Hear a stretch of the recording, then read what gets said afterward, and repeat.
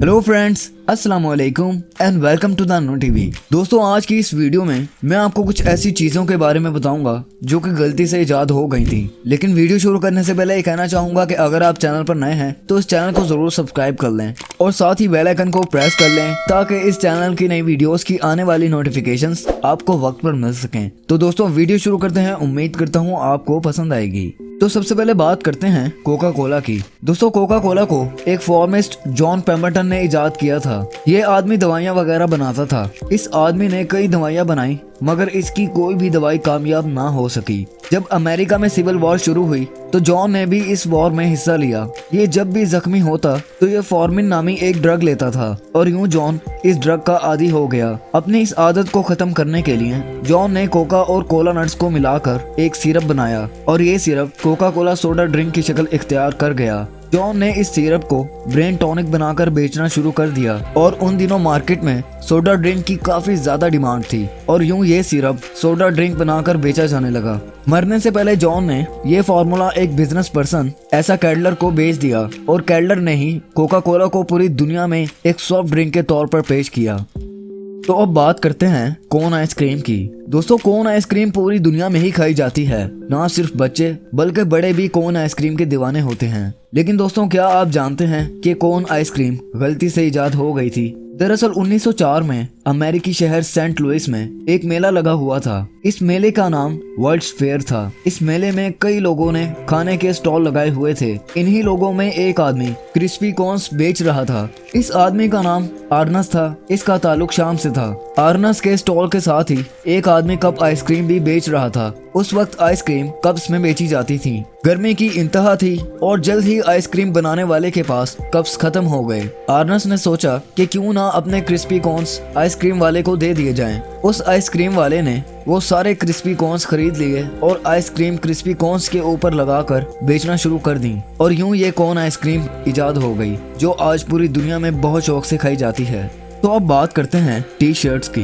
दोस्तों, आपको ये सुनकर थोड़ा सा अजीब लगेगा कि टी शर्ट्स दरअसल बैचलर्स यानी कि कवारे लोगों के लिए बनाई गई थी। 1903 के आखिर में एक कंपनी जिसका नाम कॉपर था, इस कंपनी ने मैगजीन में एक इश्तहार दिया। इस इश्तहार में टी शर्ट्स को पूरी दुनिया में इंट्रोड्यूस करवाया गया था। उस दौर में टी शर्ट्स को बैचलर अंडर शर्ट्स कहा जाता था। दोस्तों, अब मैं आपको ये बताता हूँ कि टी शर्ट स्पेशली बैचलर्स यानी कवारे लोगों के लिए ही क्यों बनाई गई थी। दरअसल उस दौर में लोग बटन वाली ही शर्ट्स पहनते थे, लेकिन अगर कोई बटन टूट जाता था तो घर की औरतें उस बटन को सी दिया करती थीं। लेकिन जो लोग अकेले रहते थे यानी कंवारे थे, उन लोगों के लिए बटन को सीना थोड़ा सा मुश्किल होता था और कॉपर नामी कंपनी ने इन्हीं लोगों के लिए स्पेशली ये टी शर्ट्स बनाना शुरू कर दी ताकि इन लोगों को बटन वगैरह लगाने में मसला ना हो। इस कंपनी ने तस्वुर भी नहीं किया होगा कि टी शर्ट्स एक वक्त पर पूरी दुनिया में ही फेमस हो जाएंगी।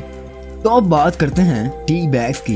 दोस्तों, टी बैग्स तो हर घर में ही इस्तेमाल किए जाते हैं और टी बैग्स की हिस्ट्री भी बहुत ही ज्यादा इंटरेस्टिंग है। दरअसल 1904 के शुरू में एक आदमी जिसका नाम थॉमस सिविलियन था, अमेरिका में चाय की पत्ती और कॉफी बेचा करता था। थॉमस चाय की पत्ती के सैंपल कैंस में डालकर मुख्तलिफ शॉप्स में भेजा करता था। एक दिन थॉमस ने सोचा कि कैंस में पत्ती डालकर बेचना काफी महंगा होता है, क्यों ना इसका कोई और तरीका निकाला जाए। और इसका तरीका ये निकला कि थॉमस हाथ से बने छोटे छोटे सिल्क बैग्स में पत्ती डालकर बेचने लगा और आहिस्ता आहिस्ता ये सिल्क बैग्स फेमस होना शुरू हो गए। ये सिल्क बैग टी बैग्स की शक्ल इख्तियार कर गए। थॉमस ने ये सोचा भी ना होगा कि वो टी बैग्स इजाद कर देगा, लेकिन आज हम जो टी बैग्स इस्तेमाल करते हैं उनमें अलग तरह का मटेरियल लगा होता है और मॉडर्न टी बैग्स को विलियम हर्मसन नामी आदमी ने इजाद किए थे। बहरहाल जो भी हो, टी बैग्स की शुरुआत तो थॉमस ने ही की थी। तो अब बात करते हैं पोटैटो चिप्स की। दोस्तों, पोटैटो चिप्स जो कि हमें पैकेट में मिलते हैं और इन चिप्स के लिए एक बहुत ही फेमस कंपनी जो कि लेस के नाम से जानी जाती है। खास तौर पर ये पतले और बारीक चिप्स गलती से इजाद हो गए थे। 1853 में फ्राइड पोटैटोज बहुत शौक से खाए जाते थे। न्यूयॉर्क के सैराटोगा रेस्टोरेंट में एक शेफ काम करता था जिसका नाम जॉर्ज क्रम था। इस शेफ को एक कस्टमर बहुत तंग करता था। ये कस्टमर जब भी इस रेस्टोरेंट में फ्राइड पोटैटोज खाने के लिए आता था तो ऑर्डर तो कर देता देता था, लेकिन जब भी फ्राइड पोटैटोस इसके टेबल पर रखे जाते तो ये प्लेट वापस शेफ के पास भिजवा देता था कि फ्राइड पोटैटोस बहुत पतले काटे गए हैं और इनको बहुत ज्यादा फ्राई किया गया है। एक दिन जॉर्ज को गुस्सा आ गया और गुस्से में जॉर्ज ने आलू बहुत पतले काटे और इनको बहुत देर तक फ्राई किया। फिर इनमें काफी ज्यादा नमक डालकर उस कस्टमर को भिजवा दिए। गुस्से में बनाए गए ये फ्राइड पोटैटोस बहुत क्रिस्पी बन गए थे और कस्टमर को ये बहुत ज्यादा पसंद आए। उस कस्टमर ने ये फ्राइड पोटैटोस फिर से ऑर्डर कर दिए और यूं पोटैटो चिप्स इजाद हो गईं। उस दौर में ये चिप्स सैराटोगा चिप्स के नाम से जानी जाती थी।